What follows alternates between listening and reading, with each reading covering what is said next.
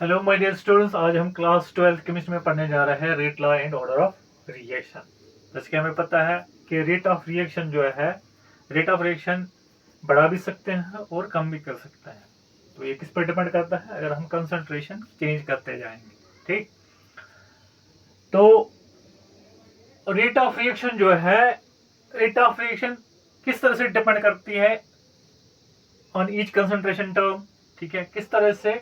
For example, अगर हम कोई भी रिएक्टेंट की कंसंट्रेशन बढ़ा देंगे, कम करेंगे, तो रेट भी किस तरह से वेरी होगी। अगर हम किसी भी कंसंट्रेशन टर्म की कंसंट्रेशन डबल करेंगे, क्या रेट भी डबल?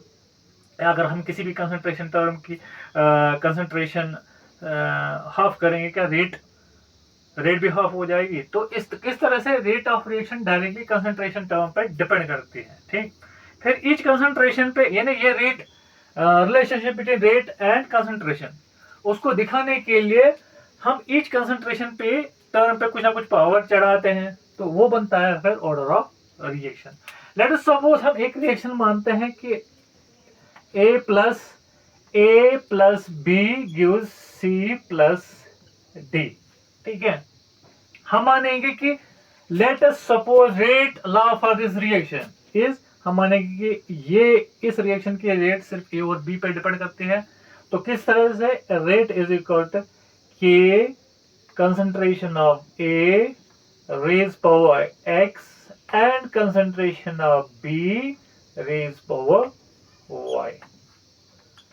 ओके, यह हम मानते हैं सपोज कि इस रिएक्शन के लिए ये बनता है हमारे लिए रेट लॉ।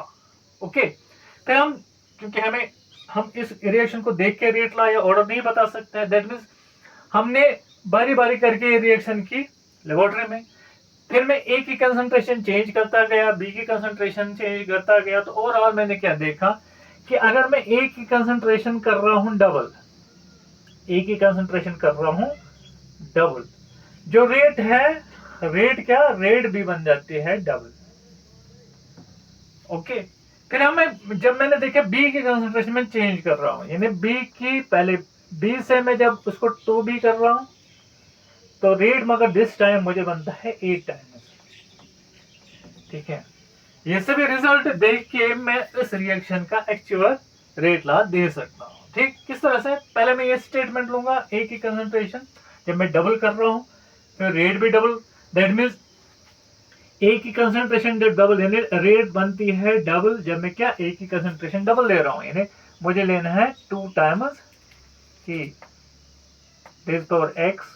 वाई की कंसंट्रेशन, सॉरी बी की कंसंट्रेशन में रख रहा हूं कांस्टेंट, यानी जब मैं बी की कंसंट्रेशन कांस्टेंट रखता हूं, फिर ए की डबल कर रहा हूं, तो रेट भी डबल। ठीक, ओके, साथ में मैं देख रहा हूं जब मैं बी की कंसंट्रेशन डबल कर रहा हूं, तो रेट मुझे बनता है 8 टाइम्स, यानी 8 आर इज इक्वल टू, मगर ए की कंसंट्रेशन मुझे रखनी है दिस टाइम कांस्टेंट, तो बी की कंसंट्रेशन में कर रहा हूं डबल। ठीक, तो ये मुझे रिजल्ट। अब देखिए आगे मैं क्या करूंगा, इसमें पहले मैं x का वैल्यू निकालूंगा, फिर मैं y का वैल्यू निकालूंगा। x और y निकालने के लिए मैं करूंगा सेकंड को मैं फर्स्ट से, फर्स्ट हमारा क्या था, फर्स्ट हमारा था r इज इक्वल के concentration of A raised power x and concentration of B raised power y। ये हमारा फर्स्ट था। मैं क्या कर रहा हूं, मैं कर रहा हूं सेकंड को फर्स्ट से डिवाइड, तो वो क्या, 2r बाई आर, यानी वहां पे 2 बचेगा। ठीक, इज इक्वल बी भी खत्म, बी भी खत्म, ये देखिए इसको मैं इससे डिवाइड कर रहा हूं, बी खत्म। ठीक, के खत्म, के खत्म, यहाँ के मुझे बताता है ए रेज पावर एक्स, ए रेज पावर एक्स। ठीक है, खत्म, वहां पे अल्टीमेटली मुझे बचता है 2 रेज पावर एक्स। इक्वेट करने पे हमें मिलता है x is equal to 1, x is equal to 1,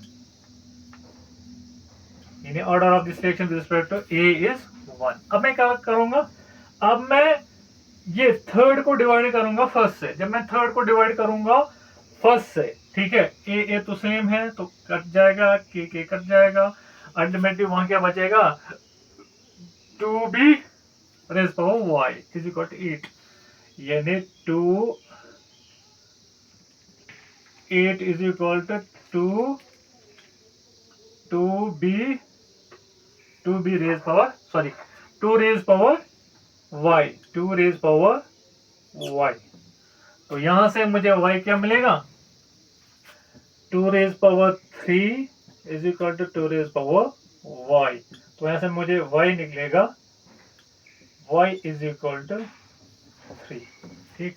तो और मैं बोलूंगा कि इसका हमने सपोज क्या किया था, रेट लॉ हमने क्या माना था, हमने इस रिएक्शन का रेट लॉ माना था, R is equal to k concentration of A raise power x and y, sorry concentration of B raise power y, तो अब हम एक्चुअल दे रहे हैं, rate is k concentration of A raise power 2 and concentration of, sorry, A raised power 1 and B raised power 3, okay, so that means order of this reaction with respect to A तो 1 है, order of this reaction with respect to B 3 है, overall order जो है, overall order इस reaction का जो है that is 3 plus 1 that is 4, okay, तो इस तरह से हमने देखा कि order of reaction, what about order of reaction and what about rate law, ठीक है। अब अगर हमें कोई वैल्यू दिया है, जैसे हमें किसी भी डाटा दिया हुआ है किसी भी रिएक्शन का, के का हमें कि इसका यूनिट है लेट बी मोल पर लीटर एंड पर सेकेंड, ठीक है, ये हम किस तरह से पता चलेगा कि ये रिएक्शन किस ऑर्डर की है, हमें क्या करना है, जो एल है ना, ठीक है, इसको हमने +1 करना है, ठीक, वहां से जो वैल्यू हमें निकलेगा वो हमें बोलेगा ये किस ऑर्डर की रिएक्शन है, दैट मींस यहां से value, that means this reaction के लिए आपको के का यूनिट ये दिया है, तो दैट इज 0 ऑर्डर रिएक्शन, ठीक है। और साथ में मैं आपको बताऊं कि ये जो ऑर्डर है, ऑर्डर 0 भी हो सकता है, अभी हमने देखा, माइनस भी हो सकता है, प्लस भी हो सकता है,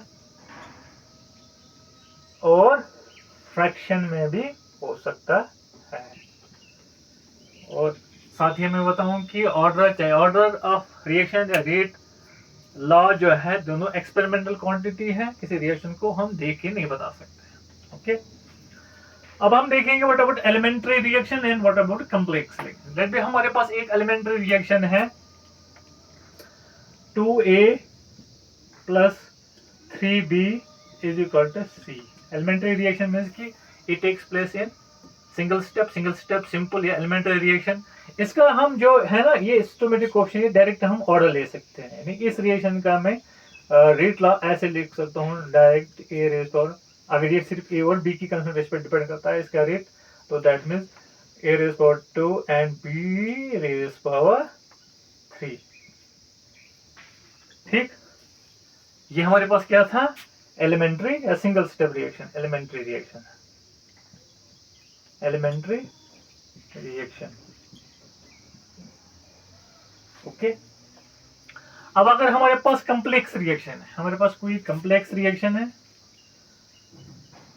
कॉम्प्लेक्स जैसे 2 टाइम्स ए गिव्स डी, अभी ये रिएक्शन 3 स्टेप्स में हो रहा है, पहले क्या होता है, लेट बी 2a पहले b में कन्वर्ट होता है, 3b में, फिर 3b 2c में कन्वर्ट होता है, फिर 2c d में कन्वर्ट होता है। देखो इन तीनों स्टेप्स को अगर हम मिलाएंगे 2c 3b तो ये यही निकलेगा 2a is equal to d।